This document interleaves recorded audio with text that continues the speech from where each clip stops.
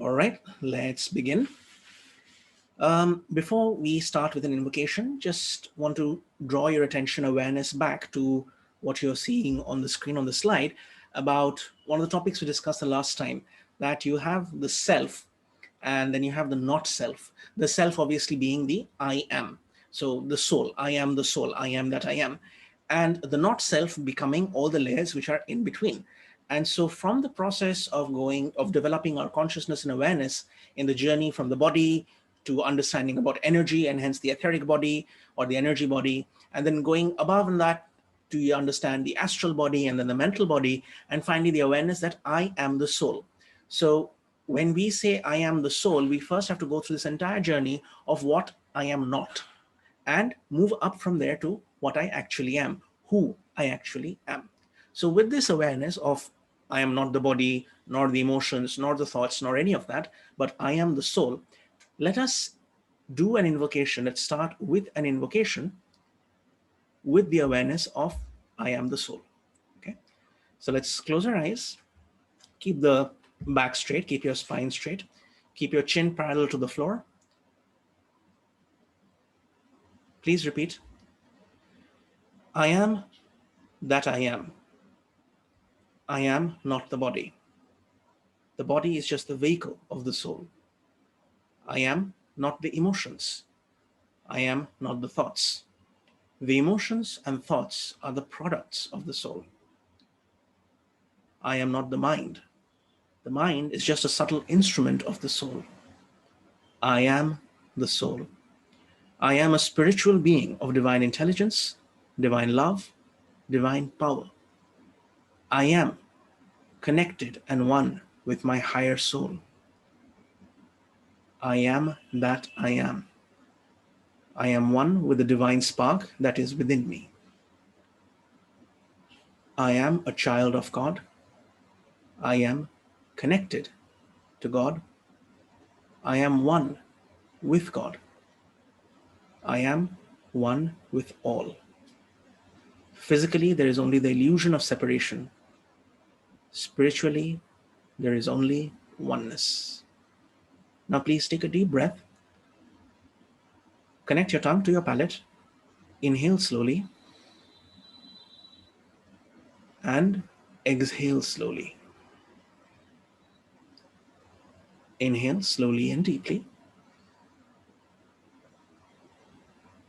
Exhale slowly and deeply.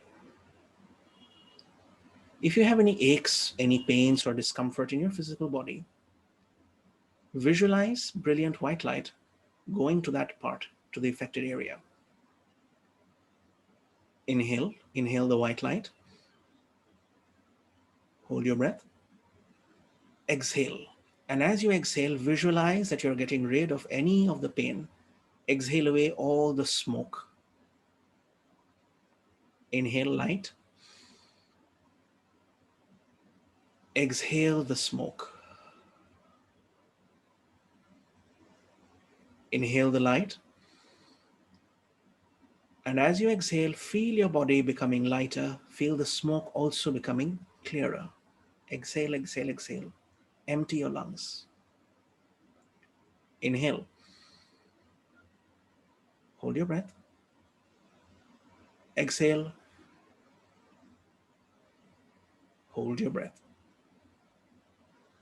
Inhale slowly and very deeply. Hold your breath.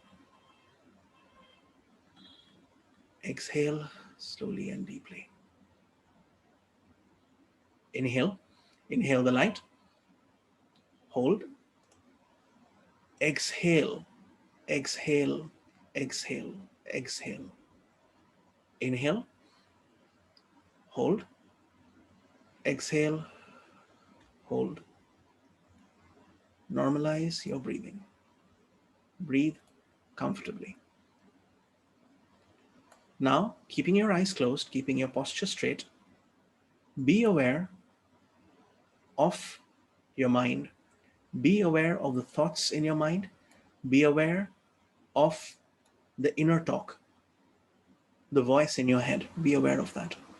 And mentally reaffirm, I am the soul. The mind is just an instrument of the soul. Watch the thoughts come and just watch them leave. Do not engage with them. Do not interact with the thoughts. Inhale and exhale.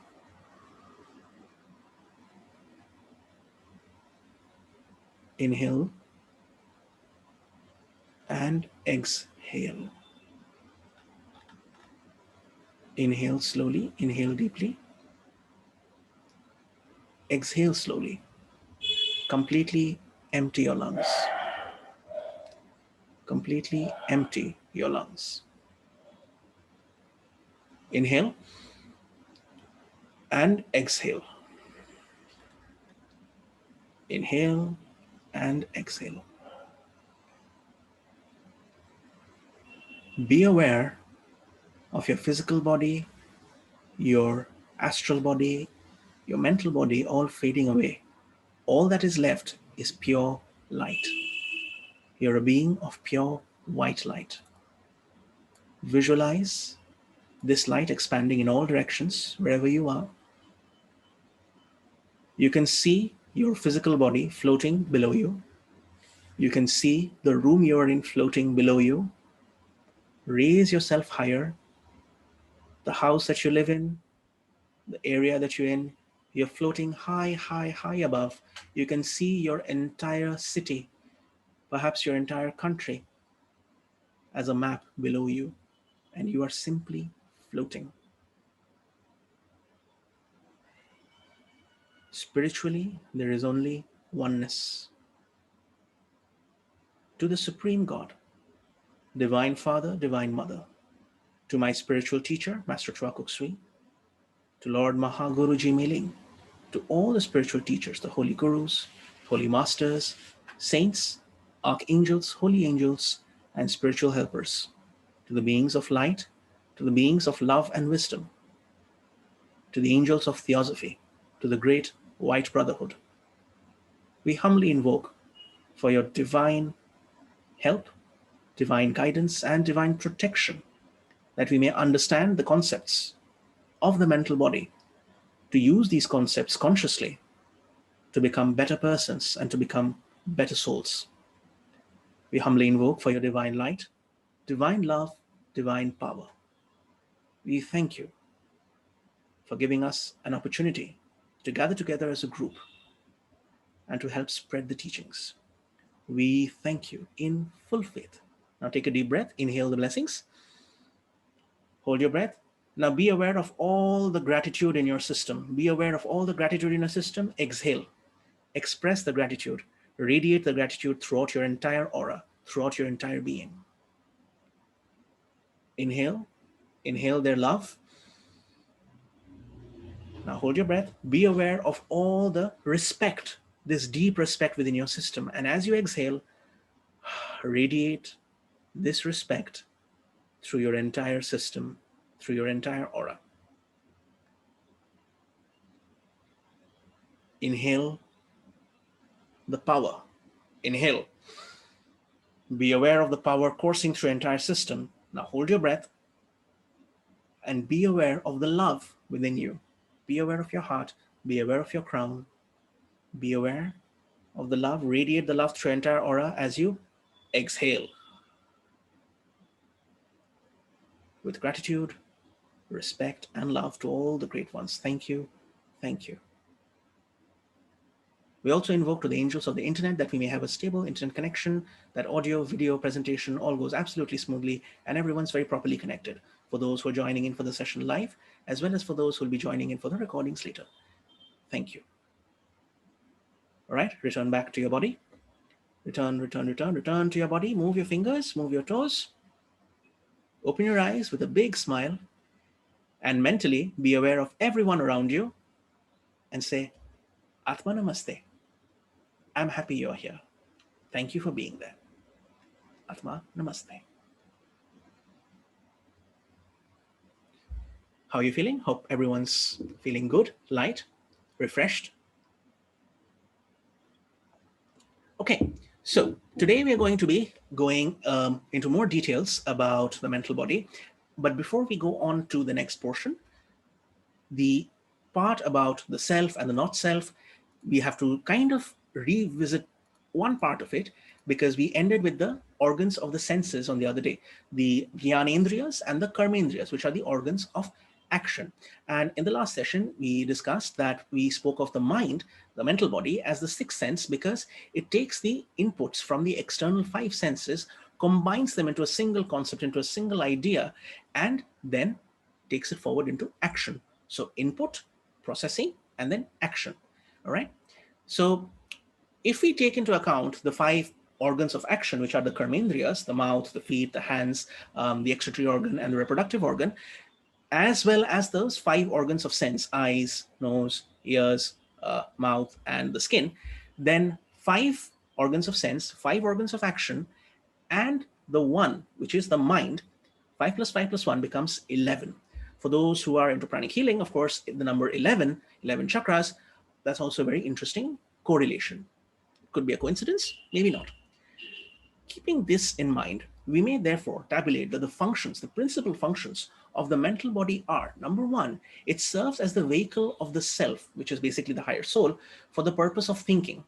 So the mind is used by the soul for concrete thinking, okay? Not abstract thinking, concrete thinking. And to express these concrete thoughts through the physical body.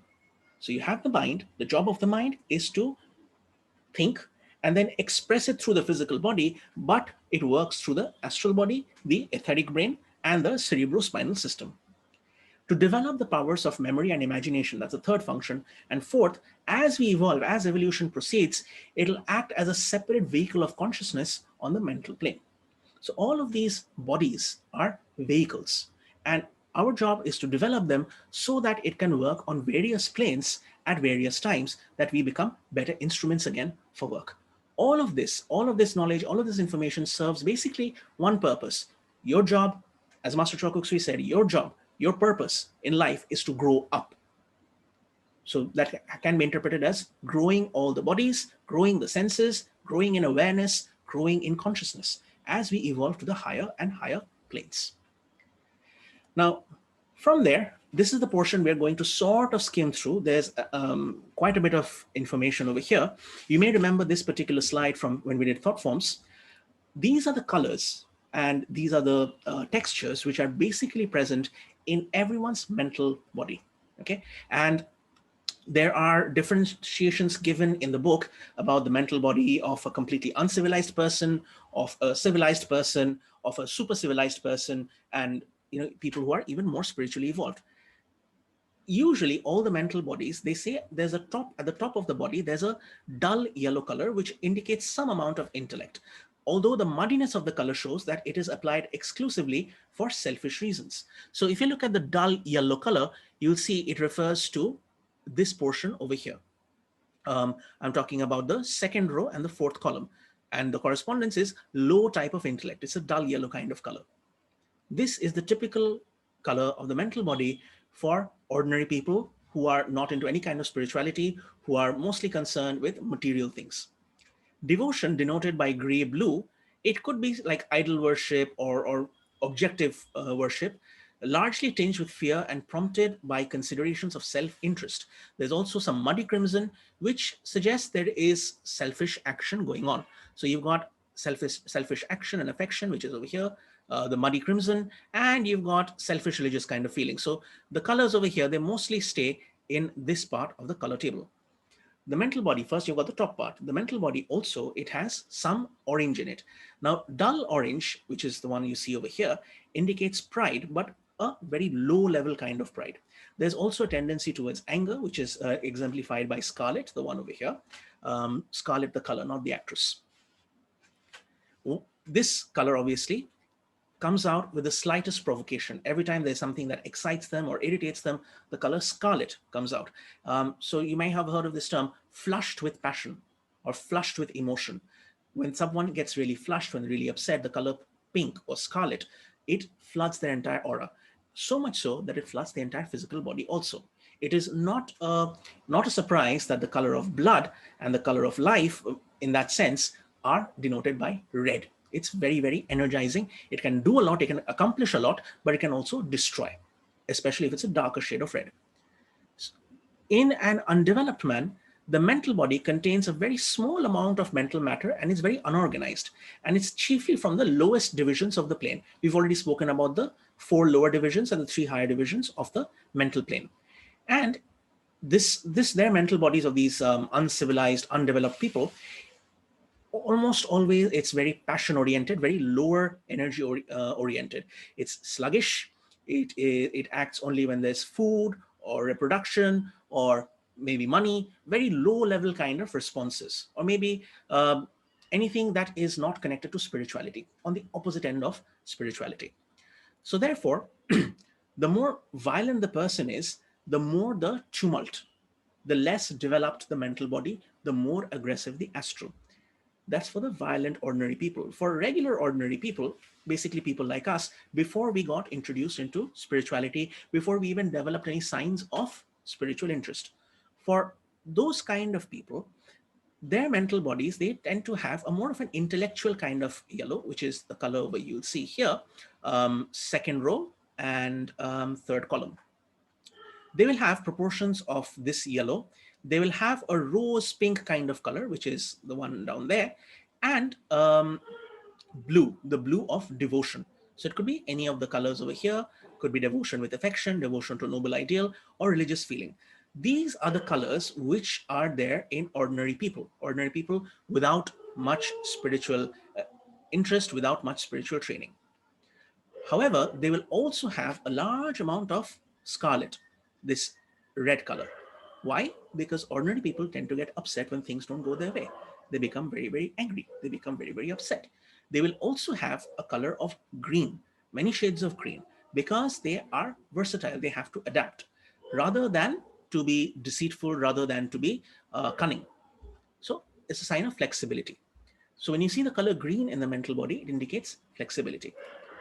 For those who are uncivilized, undeveloped, the green color is a much duller shade of green, a moss kind of green, because over there, they represent their flexibility and adaptability through violence. The fight or flight expression comes in from over there. That if someone is flexible when there's an opponent, they can either run away from the problem, or if they're super, super aggressive, they can just try to attack the opponent. That's the way things work.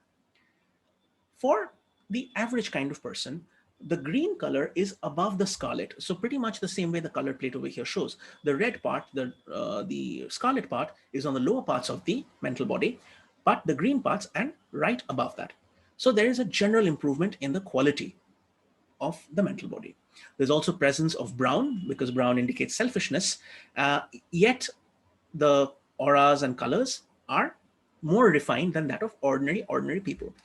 So there's a question which is asked, where are these colors visible to a clairvoyant around our body? If the clairvoyant tunes into the mental body, then these colors become visible. The aura, the regular aura, is different from the mental body. Here, the person is looking at the mental body. The clairvoyant can see the mental body if they are that developed to that extent. Okay. Of course, it follows, based on this same question here, it follows that if someone is generating a particular type of color in their aura, if you see an aura, if you're clairvoyant and you can see an aura which has a lot of bright yellows, then you can come to a conclusion that this person generates a lot of intellectual thoughts.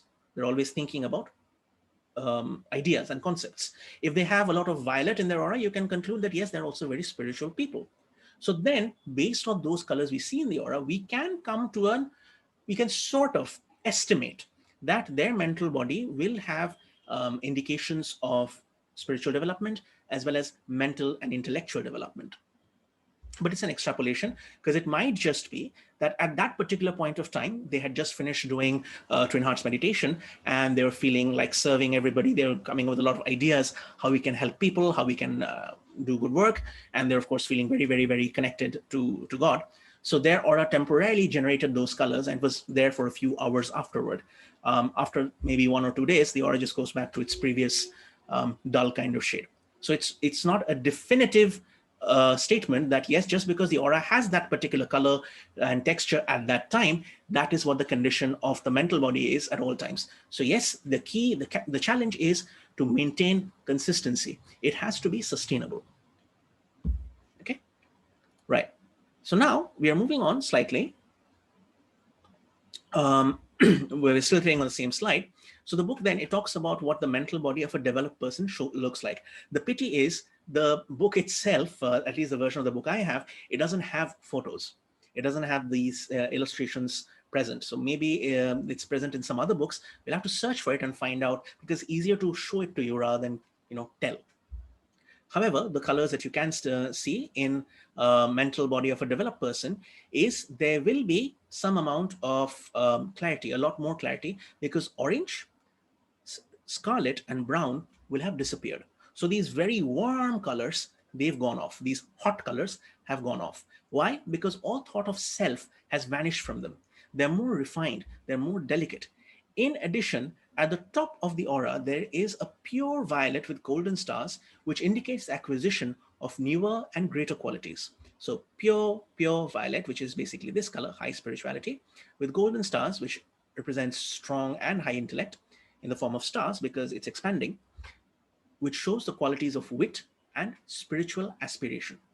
The power from above, which is the power from God, from the teacher, from the higher soul, the power from above, which radiates through the causal body of a developed man, acts also through the mental body, but with a little bit of less force. So we have to remember that in theosophy, they treat the mental body and causal body as effectively one unit, with the mental body being the lower part of the unit and the causal body being the higher part of the unit.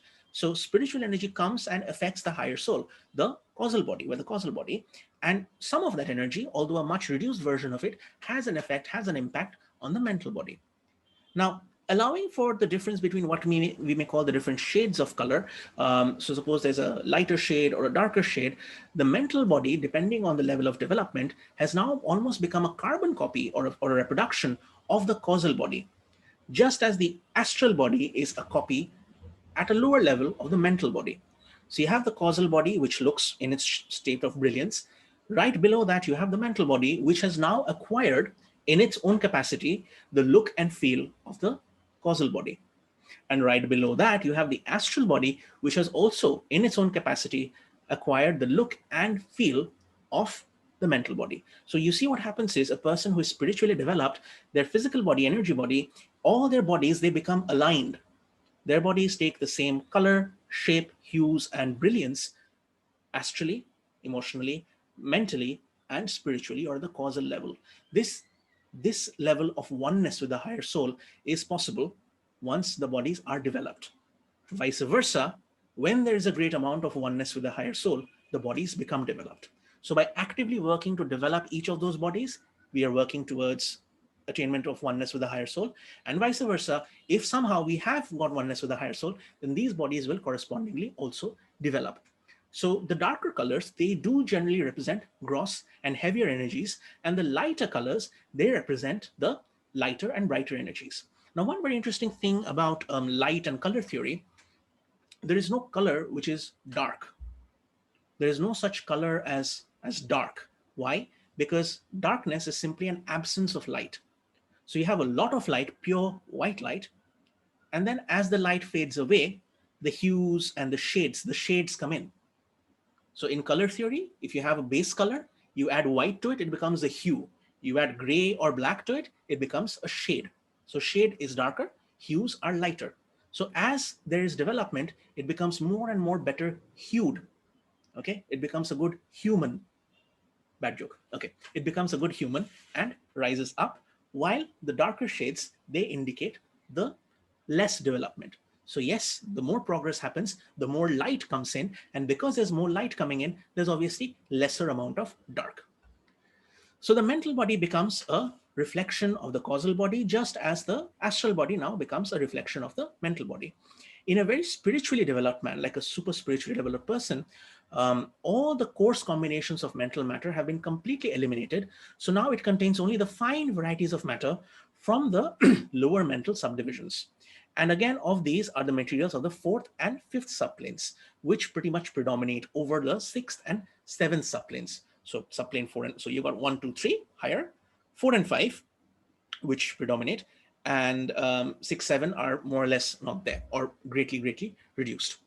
Their mental bodies of these very spiritually developed persons is responsive to all the higher workings of the intellect because of the very delicate contacts and connections of the higher soul. and the refined emotions to loftier aspirations. This kind of a person, this kind of a body is rapidly ready, becoming ready to reproduce every impulse from the causal body. What this basically means is that there is very little gap between the incarnated soul and the higher soul. So the higher soul sends forward some information or some kind of emotion, energy. The incarnated soul experiences it and it acts upon it. So the higher soul says, okay, you have to go feed the hungry. Incarnated soul is like, okay, how many people?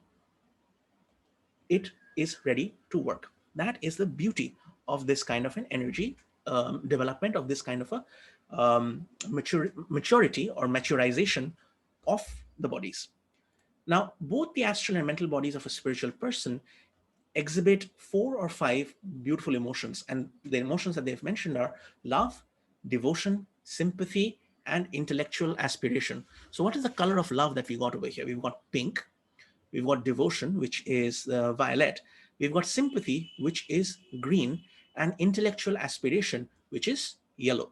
So, the colors of pink, yellow, green, and violet, all light shades, all light hues, are what will represent, if those colors are there in the aura, it will represent a developed mental body of a very spiritual kind of person.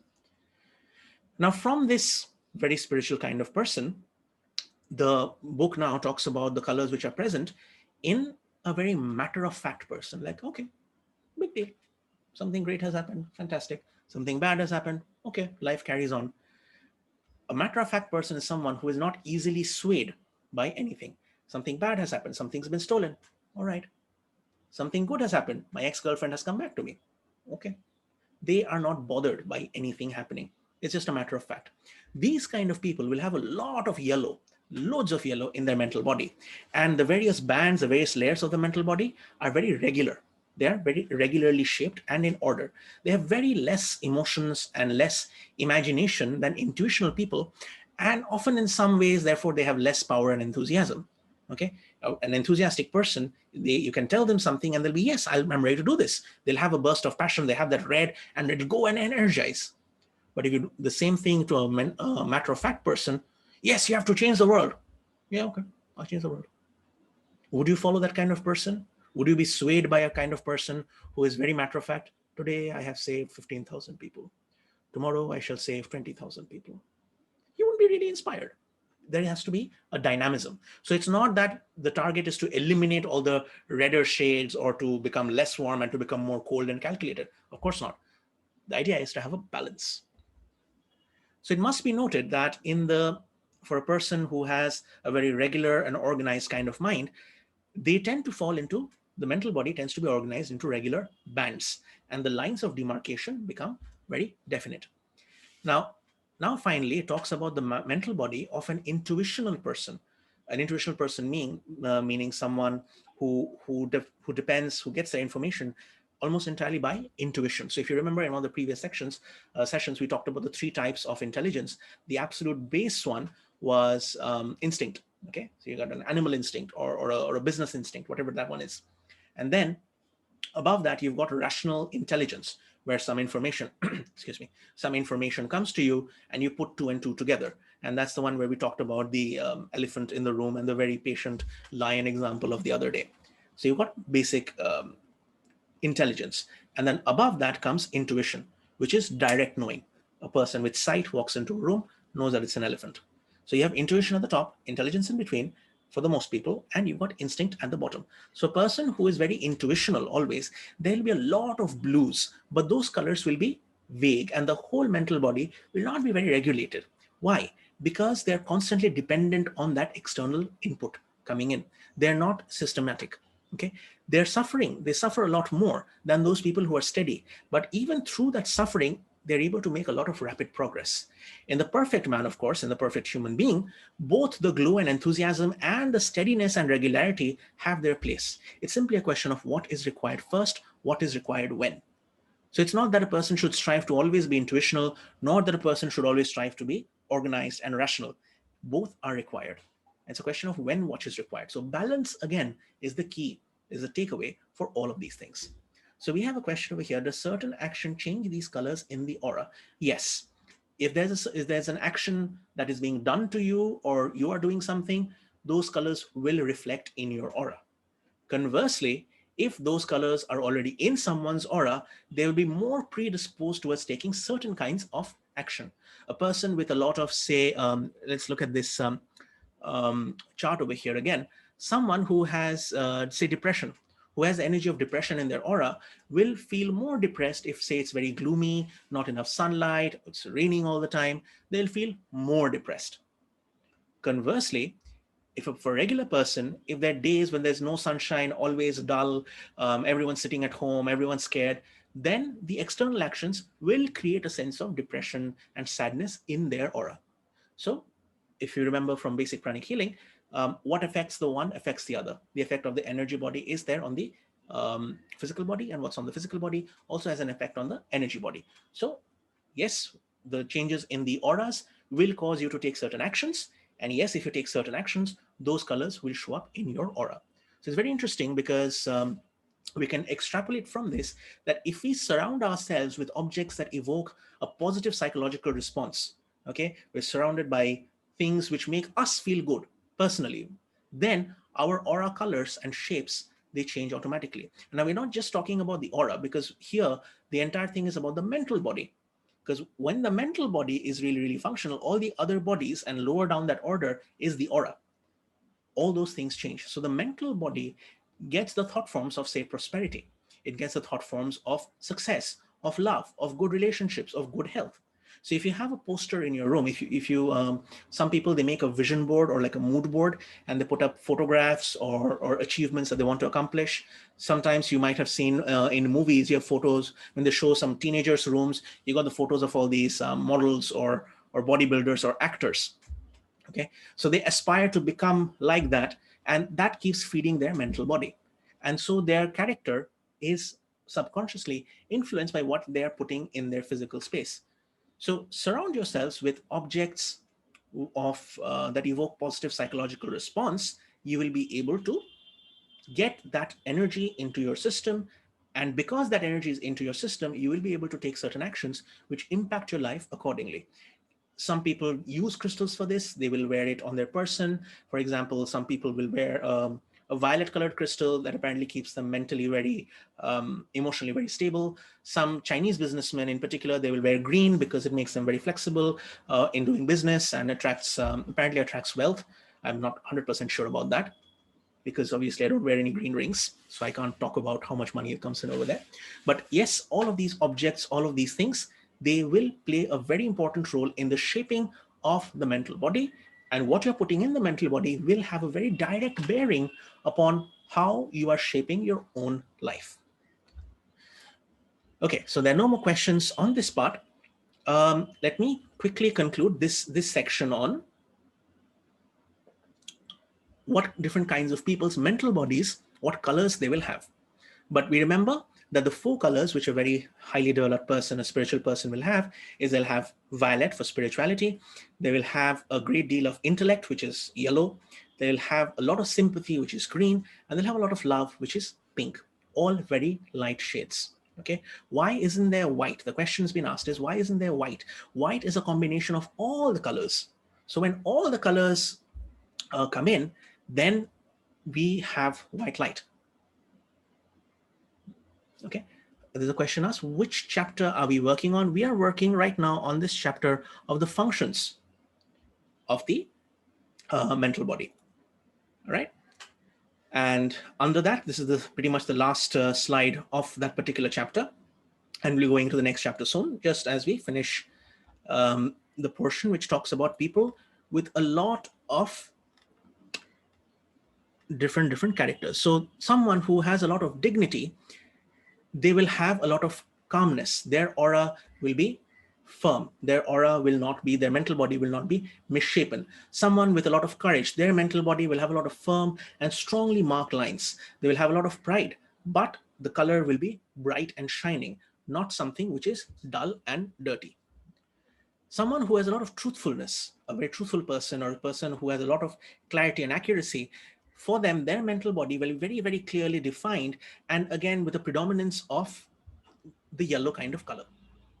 So there are many kinds of colors and shapes which are connected to characteristics such as loyalty. You have joy, you have cheerfulness, you have surprise. Okay, surprise is a very interesting topic in the mental body because when we are expecting something, the mental body is in a certain way.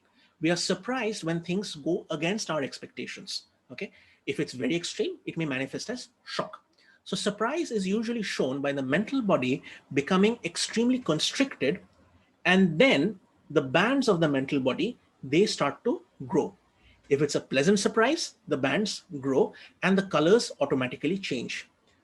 But if it's not a pleasant surprise, if it's a shock, everything will constrict. So you may have experienced this yourself that someone surprises you, maybe gives you an unexpected something for your, gives you an unexpected gift. You feel that you've grown. You feel you're expanding. Your heart has expanded. The same thing happens. Your mental body also expands.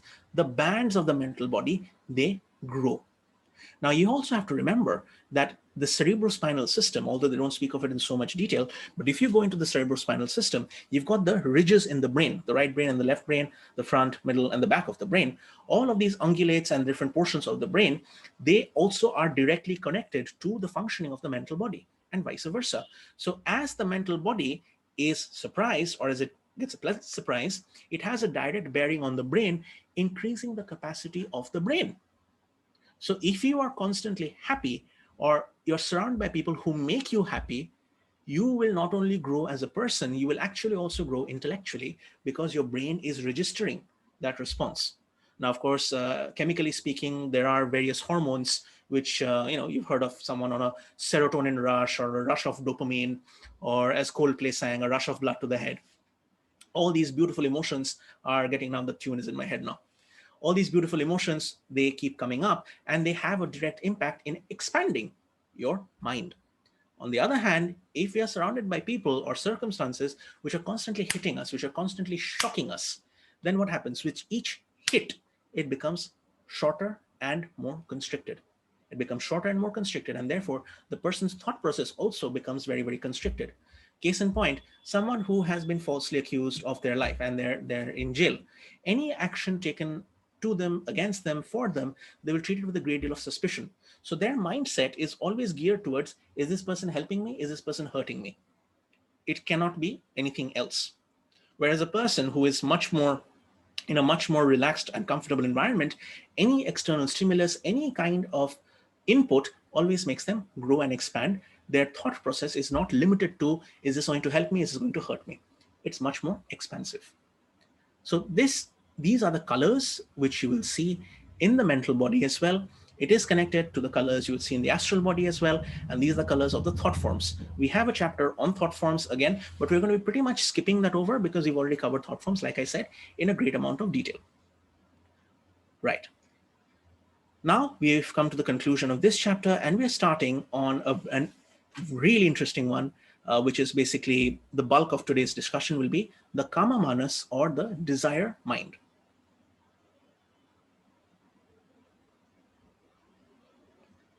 How does collective consciousness group these colors? There's a question. How does I'm sorry, I don't think I understood your question. Could you elaborate a bit more on that, please? So just waiting for a question over here. And while the question is being typed, kama is sometimes used in a very limited sense, and it usually implies nothing but sensual or sexual desires. However, the word kama itself means all kinds of desires. All right, the desire to do well in life, the desire to acquire wealth, the desire to travel, the desire to not stay at home, all of these things are a part of kama or desire. However, when it is very inward oriented, when it's very selfish oriented, it is the lower kind of desire. But when the same desire can be turned outward, like the desire to serve the world, the desire to serve humanity, the love of things in the three worlds, like the higher world, the middle world, and the lower world, between all things in heaven, all things on earth, all things on the lower lower parts also, hell or whatever you want to call it. So love for all of creation, divine, sad, ordinary, love for everything. That is also part of kama. The love proper being the love of life or the love of the divine, which means a divine kind of love connected to the higher soul, connected to the teacher, connected to God. So karma should not mean anything. When you hear the word karma, it should not for students of the esoteric sciences, it should not make them think of desire only. It is desire for love for all, the desire to serve all, the desire to help all. That is the right meaning of karma. Okay, so now we've got a question here. How does collective consciousness group these thoughts in a country afflicted by conflicts where there is much anger? Will the orange color be greater as a group? Okay, very interesting question. Let me try to answer that as simply as possible. We are spiritually connected to all. So there are these things called thought forms, okay? And the thought forms, when they become really, really, really, really large and they affect a great number of people, they become called egregores or egregores, okay? These egregores, they affect a large group of people. Sometimes these thought forms are created, sometimes they are generated. So yes, it is quite possible that if there's a great deal of anger, there is a massive egregore of red and dark colored red energy floating about, not just in the entire building, but the entire country even, especially countries really affected by war. You will have fear, you will have distrust, you will have sadness, you'll have grief. You have all of these thought forms and colors and shapes which are there.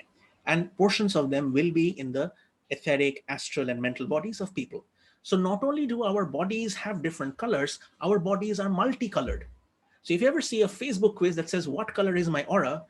Two things. First, it's a very obvious attempt for them to steal your information. So don't take that quiz. And two, your aura, your bodies, they never have any one particular color. Now, very simple experiment, really, really simple experiment. In your physical body right now, irrespective of which country you're from or where your place of origin is your body the same color uniformly throughout without any difference? It's not. I know for a fact that when I go out in the sun, my face and my hands, they become darker than the parts of my body which are of course clothed. Happens to everyone. If you're spending all your time indoors, your body will have one kind of color. If you go out in the sun and you spend a lot of time, suppose going to the sea beach, you will come back really, really tan. So your physical body itself never has any one single color at any point of time. So naturally, for your more subtle bodies, for your astral and mental bodies, they will obviously have multiple colors in them at the same time. As we are having this discussion right now, it's a very intellectual kind of discussion. So all our mental bodies will have a collective light yellow kind of color. Our mental bodies will also have love for all our family, friends, and loved ones. So there'll always be a kind of pink in our aura at all times. We are looking at the time, but we'll also be flexible. So there'll be green in our auras also. And we are here because of our desire to learn more and for spiritual progress. So our mental bodies will also have violet. So your mental body will not have any one color, any one point in time. It'll have all those colors at that point in time. Okay, right. Like a rainbow? Um, yeah, you could, like a rainbow, to make it very, very simple. But don't get it confused with the rainbow body or the rainbow aura. Those are entirely different concepts. So our bodies, in simple, have multiple colors at any point in time. Let me see if I can pull up a slide. Yeah, okay, I think this is it. You see this? This was shared in one of the previous slides. It was one of the only images I could find of this. So you see this person over here, that is his mental body. Okay, that's the mental body. And the mental body has all these various colors simultaneously and all those layers and striations that they spoke of. So you've got pink, you've got scarlet, you've got a dull kind of green, you've got a bright kind of yellow, a bit of gold also. All of this is simultaneous and they are moving and shimmering round and round all the time. It's not static, neither is it stagnant. If this person receives great news, very happy news, there'll be more pink in the aura.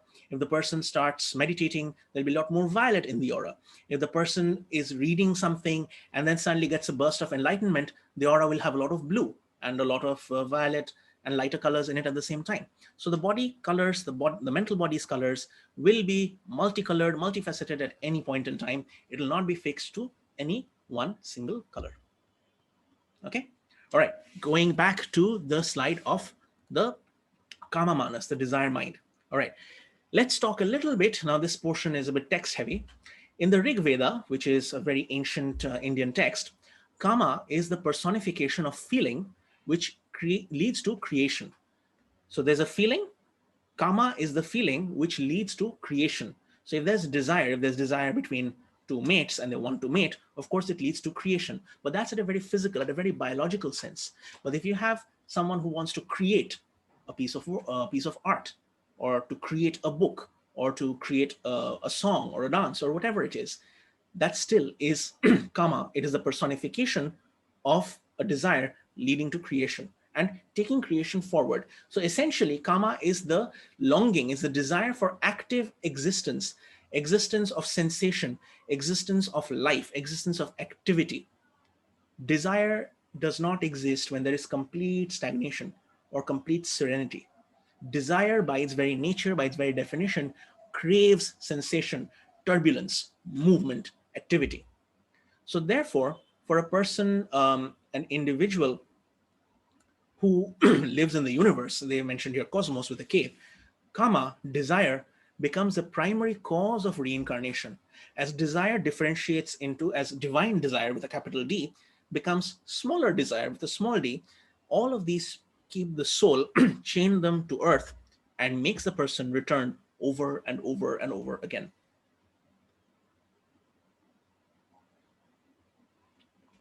So, in the East, in the Oriental lands, this book was written in the West.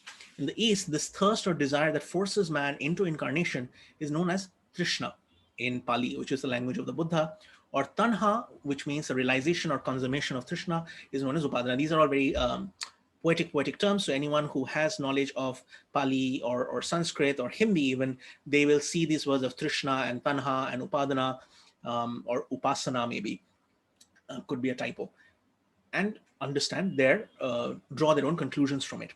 But that's not of much relevance to us. What is really, really important to us, though, is this next paragraph, which says manas comes from the Sanskrit word man or man. Okay, not man as in the English man, but the English word man, but the word man. You could think of the pronunciation as M-U-N-N. If you spell it as M-U-N-N, then you get a more accurate sound of what the word man means. The word man means to think. So the thinker in us, who is doing the thinking? I am doing the thinking. Who is doing the action? I am doing the action. So I am thinking. How am I thinking? I am thinking with the mind. What is the mind? In the Sanskrit word, it comes from the word man. And manas is a derivative of that. Manas is the immortal individual. So I, who am thinking, I am not the man, I am the manas. Again, technical terms, but it's really interesting. Why? Because manas, or the thinker, is a spiritual entity. So I am a spiritual entity. When you say I am, it's the I am, not just me. Okay, we are all I am over here. So manas, the thinker, is a spiritual entity and lives on the higher mental or causal plane and does not come into direct contact with the lower worlds. So therefore, manas projects from there. So the higher soul sort of projects the energy from himself to the lower manas, which is effectively called a reflection or a shadow or a ray. So from the higher soul, from the manas, comes the lower manas, and that projection is the ray. And it is this ray that plays on the brain. It manifests through the brain the mental powers and capabilities of that brain. Through its configuration, through its qualities, it is able to produce certain results. The ray is set in vibration by by the molecules of the nerve cells in the brain, and that gives rise to consciousness in the physical plane. So you've got the higher soul, and the higher soul cannot come down to the physical world. The higher soul sends energy. This energy is like a ray, and this ray of energy comes down onto the incarnated soul, does its work, and this ray, this quality of this ray, determines their nature, determines their character, determines their skills and their abilities. So, in the last session, we had a very quick summary of the seven rays. Rays 1, 2, 3, which is willpower, love, devotion, love, and intellect. And the lower side, you've got rays 5, 6, and 7, which is detail oriented, and then 6 is devotion, and 7 is structure and organization. And balancing all of that in between is ray number 4. By the way, as a detour, if you're interested in finding out which ray you belong to, there's a beautiful little quiz. It's a very simple quiz that we made on the pranaworld.net website. Just go over there and search for 7 rays quiz. pranaworld.net/7-ray quiz, or which of the 7 rays are you? So it's a small little quizlet. You can take that quiz and it'll give you a very general idea of which ray you might belong to. Okay, it's an app on the website. We've made that app on the website. It doesn't necessarily mean that just because the website says so, that is the ray you belong to. Okay, just to clarify. So it's a very simplistic way to give an indicative idea of which ray you might belong to.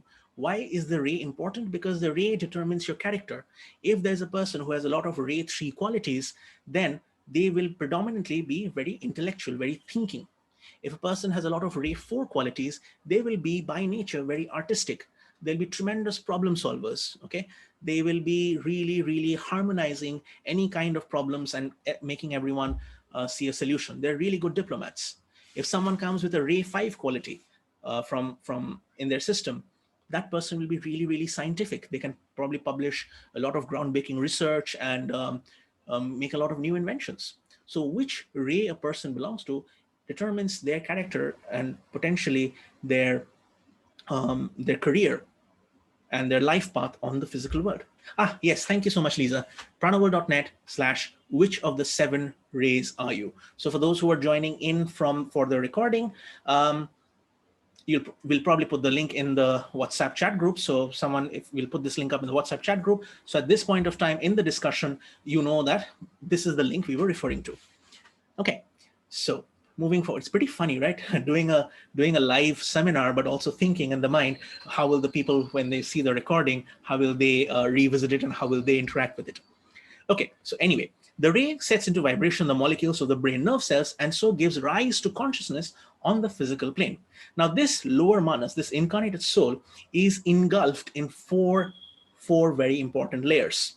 It is covered in the kama, it is covered in lower desire, it is covered in prana or vitality, it is covered in the etheric double, it is covered in the physical body.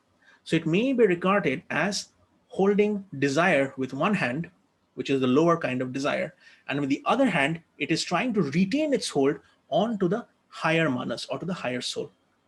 So for those who have a background in the esoteric studies, especially Arhatic Yoga, you know that when Master Choa Kok Sui said, do not, I'm forgetting the exact words, you should not be controlled by the desire of your lower nature.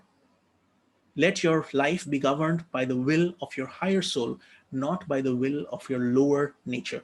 So the lower nature is basically all these lower desires, selfishness, pride, all kinds of other desires, which keep a person coming back over and over and over again into the physical world, into reincarnation. So there's a question which is being asked. Is it wrong to have both inward and outward desires? Like when you have a partner, one is still desiring to be loved, while the same person is actively contributing efforts towards serving others. No, this is not wrong. There has to be a balance. Charity begins at home. Living without love is like living inside a refrigerator. It is very cold and very uncomfortable. So there must be a balance between the love that you have for your partner, for your loved ones, for the people at home, for your family, basically. There must be more than sufficient love given at home, and there must also be a lot of love given to other people, to the outside, for serving humanity, for serving all persons, all beings, as much as possible. A person cannot simply go serving all the people outside and completely ignoring their family. That's not very balanced. On the other hand, it's also not very balanced for a person to focus on their family alone that they don't really care about anything happening in the rest of the world. So is one good? Is the other good? Not entirely by themselves. Is a balance of both of them good? Yes, a balance of both of them is phenomenal, and that is what is actually desired. That is what is desired. So yes, as another person, as Sarjit says, we must fill our cup first before we can give. So you have to empty your cup for the teachings to go in, but how can you feed someone if your own plate is empty? So there are paradoxes over here. The point being, for all of it, there must be moderation in life. You must be balanced. All right. Now, during earth life, kama, desire, and the lower and the incarnated soul. So whenever you see the lower manas, you may mentally transcribe that as the incarnated soul and kama as desire. So when a person is living on earth, their desires and the soul, their incarnate soul, are joined together, and therefore they're often spoken of as kama manas. Kama supplies, as we've seen, the animal and the passionate elements. Lower manas, the incarnate soul, it rationalizes these two and adds the intellectual faculties. So the incarnated soul, it has the ability to think, to love, and to do things. That is why when we start our sessions, we do it with the soul affirmation that I am a spiritual being of divine love, light, and power, of divine intelligence, divine love, and divine willpower. So these higher qualities are there in the incarnated soul. And the incarnated soul, it adds the element of thought, it adds the element of logic working together. Kama manas, or desire in incarnation, is not a new principle, but the interweaving of the lower part of the manas with kama. So kama manas, that is manas with desire, kama manas, which is basically an incarnated soul with a desire, or basically all of us. It has been well described as manas taking an interest in external things. So when the kama manas is developed properly, then it's not just internal selfish kind of desires, but with an interest in external things and taking care of the rest of the world. The working of the lower manas in man shows themselves as a mental ability, an intellectual strength, and acuteness and subtlety. They comprise comparison, reason, judgment, imagination, and other mental faculties. They may reach us as far as what is called genius. So, Madame Blavatsky, Helena H.P. Blavatsky, she calls it artificial genius, which is basically an outcome of culture and intellectual sharpness. So, someone might be a genius in coming up with sarcastic quotes. Okay, they make a business out of making t-shirts. That genius is only because of the present ongoing culture right now, and they're intellectually just very aware. It is not actual genius. So what we call the mind or intellect, in Madame Blavatsky's words, is something which is pale and is very too often a distorted reflection of the mind itself. Its true nature is often demonstrated by the presence of karmic elements such as passion, vanity, and arrogance. So, if all of this, if that's not true genius, then the question that automatically comes is, what then exactly is genius? What is true genius? True genius consists of flashes of higher manas, or the higher soul, penetrating into the lower consciousness. And in the Bindopanishad, one of the Upanishads in a very ancient text, manas is declared to be twofold, pure and impure. The impure part is determined by desire, and the pure part is free of all desires. I'll repeat that part. According to the Bindopanishad, manas is declared to be twofold, pure and impure.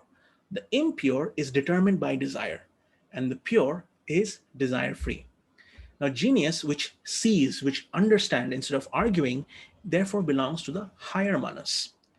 True intuition is one of its faculties. Reasoning, understanding, weighing and balancing processes, gathering facts by observation, comparing them and balancing them with one another, arguing from them, drawing conclusions from them, all of this is lower manas, working through the brain, working through the mind.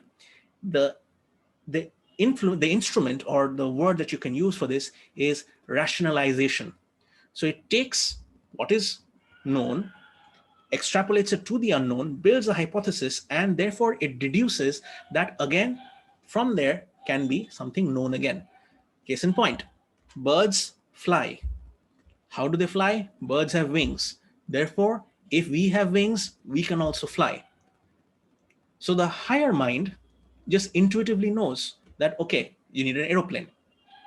A lower kind of mind, it is going to see that, all right, if I build something with wings, and if I take care of the physics and the gravity and the lift and the air pressure and all of those things, we'll be able to design a craft that makes us fly through the air. So it takes something which is known, creates a hypothesis of something unknown, and from that unknown creates something which is known again. This part, this portion is the lower mind. But knowing that you need an aeroplane and how to work on it, that is the higher mind. That is the true genius. Any questions on this?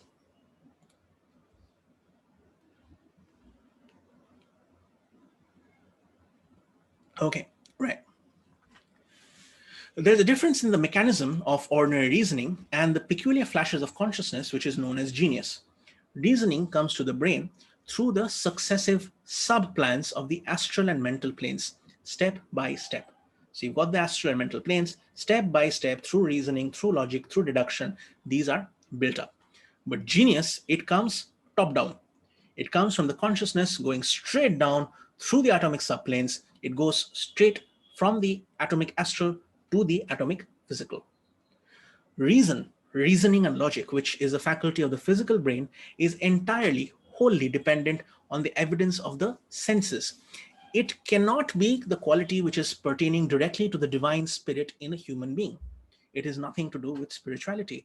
Reasoning, logic depends entirely on the inputs that our physical, external physical senses give us. So it is possible to be fooled by the inputs from our senses. You can have optical illusions, you can have auditory illusions.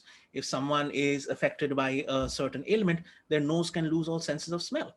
So they cannot detect anything. They cannot smell something burning. So our senses limit our ability to truly understand.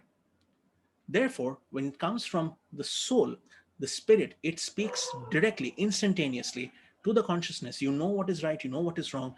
Therefore, there's a gap, there's a distinction between rational knowing and intuitive knowing. Okay. This is one of the more insightful chapters. Human beings, astral and mental bodies, are so closely intertwined that often it is said they act as a single body. Okay. In the Vedanta classification, the Vedantic system of classification, again, an ancient Indian system of thought, these two are classed together as one kosha, or one sheath. So the word kosha, K-O-S-H-A, when you see that, it basically means a covering. It's a covering. So let's start from the bottom up. The etheric double and the dense body is called the Annamaya kosha. The mental and astral body together, they are called the Manomaya kosha. You've got the causal body, which is called the Vijnanamaya kosha, and you've got the Buddhic body, which is called the Anandamaya kosha. I would like to bring your awareness, your attention to the words. I've hyphenated them. The word Anna in Sanskrit means rice. The physical body is sustained by food. Food in the ancient Indian times, was the staple diet was rice. So because the physical body was sustained by rice, it is called the Annamaya kosha. The etheric body was sustained by life energy, or prana. That is called the Pranamaya kosha. The mental and astral bodies, it is connected to the man. The word man, which we came across a few slides a little while ago, it is the Manamaya kosha. Vijnana, okay, the word Vijnana, it has the word agya in it. It means to command, to know, to rationalize, to mentally assimilate. Vigyan in today's terminology means science or scientific. So the causal body, which is a very scientific form of the mental body, which is a much more advanced form, was called the Vijnanamaya kosha. Buddhic means there's nirvana, there's bliss, there's complete happiness. You might have heard this expression, ananda, pure bliss, happiness, complete joy and surrender. So that is the Anandamaya kosha. Have you heard this term called Maya? Have you come across this term Maya, M-A-Y-A, at any time? The word Maya in Sanskrit means illusion. It means something which is fake, which is not real. It means something which is temporary. So Maya is everything we see around us. The only thing which is permanent is the soul, is God. Everything else, we were born, we will die, our bodies will be gone. It'll just become a memory. 3 generations later, they'll forget. The breath that we take, our energy body, that also vanishes. All of creation, the way we know life right now, a million years ago, completely different. 1 million years later, again, completely different. If we still exist, then that is. So everything that exists right now is just an illusion, and it is Maya. So the ancients, the Vedantic system of logic, they very creatively, very intelligently, they said, yes, you have a physical body. Yes, it is sustained by rice, by food, but it's just an illusion. It is a covering of an illusion which is sustained by rice. Anna Maya Kosha. You have an energy body which is sustained by prana, but it is also still an illusion. Prana Maya Kosha. You have a mental and astral bodies. Mano Maya Kosha. Man, Maya, illusion, Kosha. So it's a very interesting, really insightful thing that no matter how much we think we know, how much we think we have, whatever we are, wherever we are, all of it is still just an illusion when we compare it with what which is real. So what is real? Love is real. Wisdom is real. Willpower is real. And all of it is an aspect of God. So God is real. Everything else is just an illusion. And the purpose of studying all of these, going through these sessions, is so that we become soul realized. And from then on, we have to become God realized. So becoming an arhat is just one of the steps. So you first have to realize that I am the soul, not just in theory, not just as an affirmation, but to operate out of that awareness at all levels, at all times. And from then on, after you've become soul realized, you then have to become God realized, which is the next step, next target, not in the scope of today's discussion at least. So whenever the lower manas can disconnect itself from desire, it becomes the guide of the highest mental faculties and becomes the organ of free will in a physical person. The condition of this freedom is that kama, that all desire will be subdued and conquered. The free will resides in the higher soul, in Manas itself. From Manas comes the feeling of liberty, the knowledge that we can rule ourselves, that the higher nature can rule the lower nature, however much the lower nature may rebel or struggle. So, as soon as the consciousness identifies itself with Manas instead of Kama, the lower nature becomes the animal which the higher consciousness can ride. So it is no longer, the lower nature is no longer the I. It is the higher nature which comes in, which then is the I am. Thus, the difference between a strong willed person and a weak willed person is that the weak willed person is moved by outside, from outer attractions, from outer repulsions, from external things, by external desires. Will is discrowned, will is not there anymore. The strong willed person, on the other hand, is moved from inside by pure will, constantly taking care of external circumstances by mastering them, by overcoming them, by using the appropriate techniques, used properly, applicable properly, guided by his own store of experiences. So that is the difference between a weak-willed person and a strong-willed person. The weak-willed person is buffeted by everything happening from outside. The strong-willed person takes care of everything from within. Okay. We have almost come to the end of today's session. In the words of a master, of a spiritual teacher, it is upon the serene and placid surface of the unruffled mind that the visions gathered from the invisible find a representation in the physical world. It is with great care, with jealous care, that we have to guide our mind plane from all the adverse influences which arise daily in our passage through earth life. And he goes on to say, or to cite an example, as an undisturbed lake mirrors the moon and the stars, but when disturbed by a passing breeze, gives only broken reflections.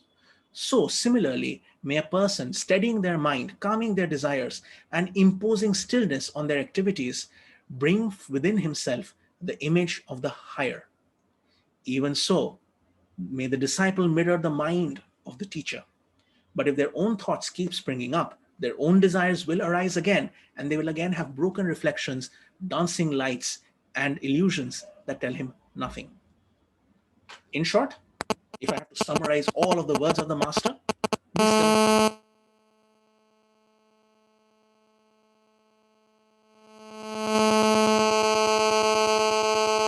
when at last finally, when kama, when desire has been mastered, and the body is responsive to the higher soul,